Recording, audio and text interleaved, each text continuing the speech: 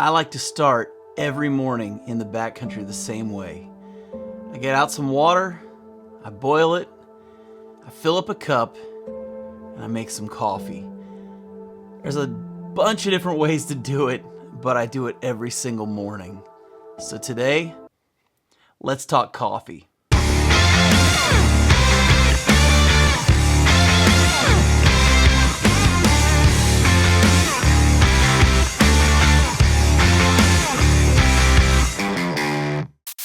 What's going on, guys? John Kelly here, and today we are going to talk about coffee in the backcountry, how to make it, some of the methods that people use, and let you kind of decipher all of this to decide how do you want to make coffee when you get into the backcountry. Before we do any of that though, if you haven't already, make sure you subscribe to the channel so you find out anytime one of these videos are dropped. Truth be told, for most backpackers, when we get out into the backcountry, one of the things we like to do first thing in the morning is we like to get that warm cup of coffee.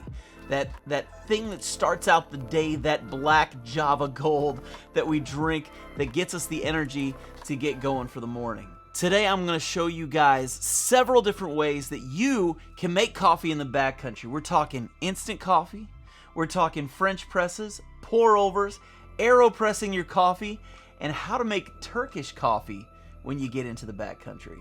Now, it doesn't take a rocket scientist to realize that I love coffee. I have an entire tub that the only purpose of this is for coffee in the backcountry. I've got all different kinds of coffee makers, all kinds of coffee in here, and I even have a little hand grinder that I like to use sometimes. So we're going to get into all of this. We're going to talk about it. I'm going to show you how to use it, and hopefully you can have a better coffee experience when you go on your next backpacking adventure. First, we're going to start off with the most basic of coffees, and that is your instant coffee. This is the easiest way to make coffee in the backcountry, and it is the preferred method of probably 90% of backpackers. It's just an easy way to make a cup of coffee in the morning. It's as simple as getting yourself some hot water, opening one of these packets, and dumping it inside. It makes it very simple, and some of it is actually pretty good. Some of it's not very good, but some of it's really good. This Alpine Start, for instance, is a fantastic coffee, and this Starbucks Via, I think, is kind of gross. It's just my personal opinion. Some people love this stuff. It's not my thing. Another great way to make coffee in the backcountry is by using what we call a pour over. You can use an apparatus like this Coffee Rocket from GSI or the GSI Java Drip. Both are made to sit on top of a cup. You put your grounds inside and then you pour the water over it. That then causes the water to drip through the grounds, making your coffee below. These are two very different apparatuses though. The Java Drip is as simple as it looks. It's as simple as taking it and connecting it to the outer rim of your coffee mug, just like this. Put your grounds right here, and you pour your water over the top of that, allowing that to drip down inside. I know other YouTubers who use these, like Maddie Outdoors and Bryce Newbold. I know Bryce Newbold actually puts a filter inside of this so it's easier to clean out. One of the complaints I've heard from some people with this is that it's hard to clean out, but for me personally, I think it's one of the easiest ones to clean out. But that's to each his own, I guess. But I really like the Java Drip. Of all of these apparatuses, I've probably used this one by far the most, and it's never let me down. The Coffee Rocket is another one that's really cool because it's a lot like the Java Drip in the fact that you put your coffee grounds in and then you pour the water over. But the difference is, in this one, you have a cartridge where you put your coffee in. You put it all in there, close it up like this, pour the water over top. It drips through the cartridge and down into your coffee mug. It's got these legs where you can actually just sit this on top of your coffee mug very simply. I mean, this is great. This is so easy to use. And it doesn't weigh a whole lot. It's just a few ounces. One of the great things too is because of the way it's made, it's extremely easy to clean out. You rinse it out with some water. You can even blow through the bottom of it to blow the excess coffee grounds out. So it's very simple to clean. It might actually be easier to clean out than the Java Drip. And because it's made of metal, it's just easy to see that it's clean. You can wipe that out pretty easy with a small towel. And again, both of these pour overs are great options if you're trying to make coffee in the backcountry and you want something a little nicer, but you don't want to have to put a lot of work into it. Another option a lot of people use when they're in the backcountry is what we call a French press. A French press is really simple. They've been around for forever. First off, you just take this carafe and you put your coffee grounds down into the bottom of that. Then after you do that, you pour your hot water in. Then you put this lid on top. Let it sit for about 4 minutes. After it sits for about 4 minutes, you just plunge this down. It keeps the grounds at the bottom so they don't actually get into your coffee. But one of the things I love about a French press is that it presses the coffee out in such a way where you get those oils. Those really delicious oils that are in coffee. A lot of people don't realize that there are oils in coffee, but it's those oils that give it a really smooth flavor. And so a French press is awesome for that. The only thing that's a negative about the French press, at least this one, is it's kind of heavy, and really it makes a lot of coffee. So if you're gonna drink 2 or 3 cups in the morning, this is a great option. If you're really only wanting 1 cup, this is probably overkill. A little heavier than the other two, but the French press is such a beloved way to make coffee, and it's been around for forever. So a lot of people are big fans of doing the French press out in the backcountry. The next way of doing your coffee is one that, for me, is a personal favorite, but it's also the most complicated of probably all of these. And that's the Aeropress. The way the Aeropress works is you're putting your coffee into a tube with a filter at the bottom of it, and then pushing a plunger through that and pressing the coffee through the grounds into your cup. It's kind of the opposite of a French press, where you're pushing the grounds down to the bottom and then pouring the water out. In this case, you're actually pushing the water through the grounds and into your cup. And it's really cool the way it works. Whenever you get one of these little kits, they're fantastic. They're not overly expensive, but you've got a little disc that has a bunch of these little filters inside, these little paper filters. This actually sits inside of this tube I was telling you about. In the tube, you've got a scoop, so you get the right amount of coffee. You've got a little stir that you can use, and then a plunger that comes out. This is what you're pushing the coffee through. It's really great. You just unhook this bottom.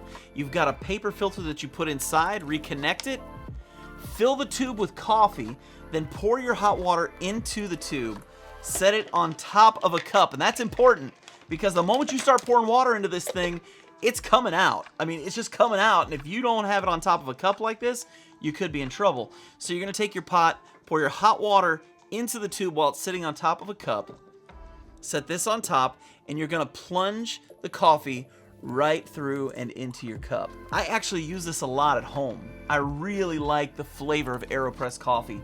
It seems to be really smooth. It's very delicious. It's a great way to brew a cup of coffee, but this is heavy. This is actually heavier than the French press. I can't remember the actual weights. I'm gonna post that below so you guys can see. And like I said, it's a little bit more complicated of a situation because you have so many steps. And because there's so many steps, if you're first waking up in the morning, you're in the backcountry, if you're disoriented at all, this might get frustrating, because I've been known to pour water or put grounds into this plunger area instead of putting it in the tube where it belongs. So it's a great option. For me, it's one of my favorite ways to make coffee, but it's not always my favorite way to do it in the backcountry, just because it is heavy, it is bulky, and it does take a lot of steps to make the coffee. But if you're less concerned about the difficulty of making the coffee and you're more concerned about really good coffee, this might be the option for you. Now, you have to understand, for me, coffee is a gift.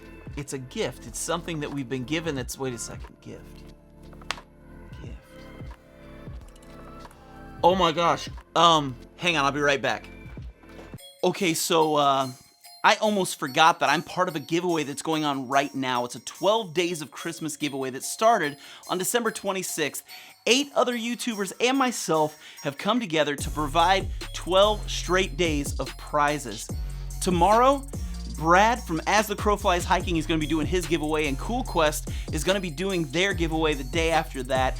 And today, the end of the worst year in human history, I get to end the year by giving you a pair of Tread Labs Pace insoles with an extra top cover and a $35 gift card from Hilltop Packs, brought to you by Ben from Hilltop Packs and Chris from Hooks and Hammocks. And today's winner is David Oxshire. So David, congratulations on your win. Enjoy the insoles, enjoy your gift card to Hilltop Packs, and I've got to get back to talking about coffee.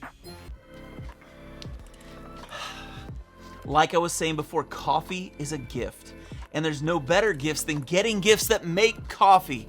And my wife is an angel because for my birthday this year, she got me a very special coffee gift. She got me this funny looking pot. Now, if you've ever heard of Sean Shug Emery, simply known as Shug, he has a channel on YouTube that is legendary. He is the king of hammock camping and a lot of other things. He was a professional performer, a clown. He plays music. He sings.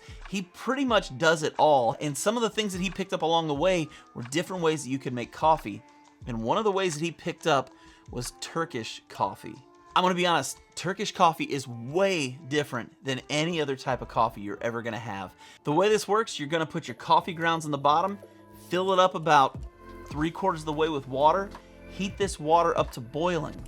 You're going to pull it off of the boil as soon as those bubbles start getting a little too high, put it back on, let it do it again till they boil up high, pull it off, do it one last time, and after that third time, you're gonna pull it off, take that lovely foam that's on top, that caffeinated cloud of goodness, and you're gonna put that in your cup. And then you're slowly gonna pour that coffee into your cup. The reason you're able to keep the grounds from getting in your coffee is because of the shape of this pot. As you're pouring, you can see that the grounds are gonna settle right down here, and it allows you to keep pouring the coffee before you see a lot of grounds actually getting into the coffee. Now, if you watch Shug's video, and I'm going to put a link to it above, you watch his video, he has a very specific way that he makes it. And I have fully copied the way that he makes this coffee. And I'm not going to lie, it makes one of the best cups of coffee you're ever going to have in your life. Now, when I first got this, I thought there's no way I'm going camping with it. It's heavy, it's metal, and then I weighed it, and it only weighs 3.6 ounces. So my next trip in January, I'm not sure exactly where I'm going yet, but when I go backpacking in January, I'm thinking I'm going to be taking this pot with me and doing some Turkish coffee on the trail. So what kind of coffee do you like when you're in the woods? Is it instant coffee? Do you bring a grinder with you when you go out into the woods? Do you make a pour over? Do you do a French press? Are you interested in trying out that Turkish coffee? Whatever it is that you like to do, tell me about it in the comments below. I would love to find new ways to do coffee in the backcountry. If you liked the video and you found any value in it whatsoever, make sure you give it a big thumbs up so that YouTube knows you like the video. And if you don't like the video, give it a thumbs down. Not everybody likes coffee. Also, if you get the chance, go on over to Instagram and check me out there. I put up pictures of my trips, of anything that's going on pretty much in my backpacking life.